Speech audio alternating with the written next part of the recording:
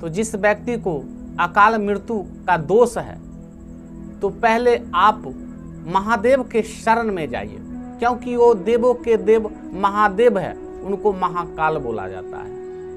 और जिस पर यह दोष है तो उसके लिए पार्थिव पूजा जो है महादेव का करना चाहिए और अभिषेक, जल का अभिषेक करना चाहिए, तो उस व्यक्ति का अकाल मृत्यु निश्चित है कि कट जाएगा। और दूसरी बात है कि अगर अकाल मृत्यु से बचना है तो किसी भी पिता को अगर पुत्री है तो पुत्री के साथ, कुमारी है उसके साथ अगर भोजन करता है तो उसका अकाल मृत्यु कट जाता है। यह स्कंद महापुराण में लिखा हुआ है।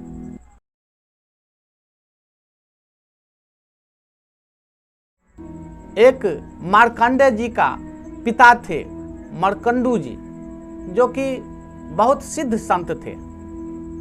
उनको एक भी संतान नहीं था और उन्होंने सोचे कि क्यों ना महादेव के शरण में जाएं तो पुत्र अवश्य होगा, और महादेव का पूजा आराधना करना शुरू कर दिए।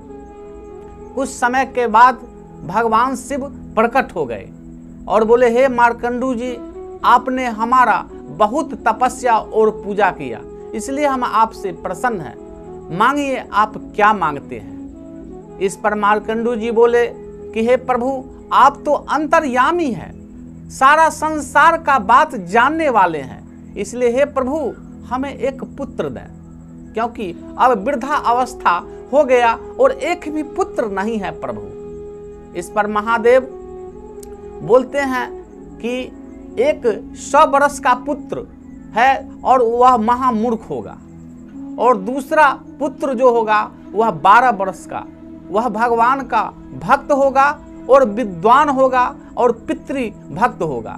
कैसा पुत्र चाहिए? लेकिन आयु जो है इसका 12 वर्ष होगा।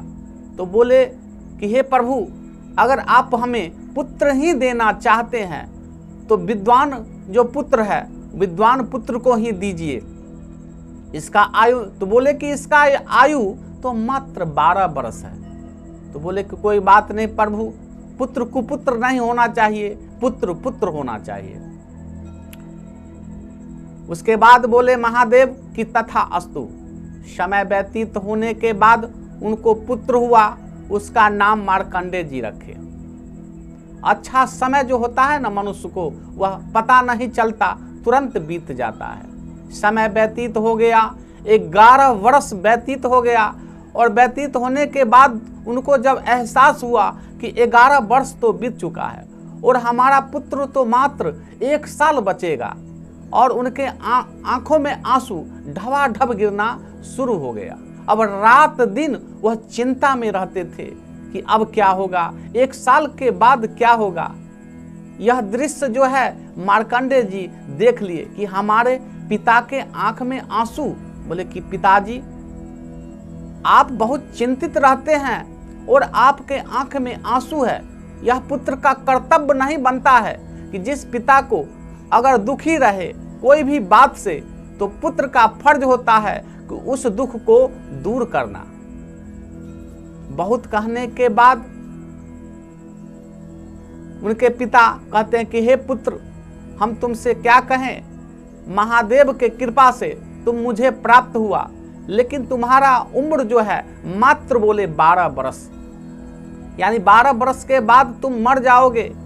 बोले कि बात पिताजी आप चिंता न करें, कौन हमको मार सकता है? तो बोले वह काल है, काल जो है तुम्हारे प्राण का हरण कर लेंगे। तो बोले काल से भी कोई ऊपर है पिताजी?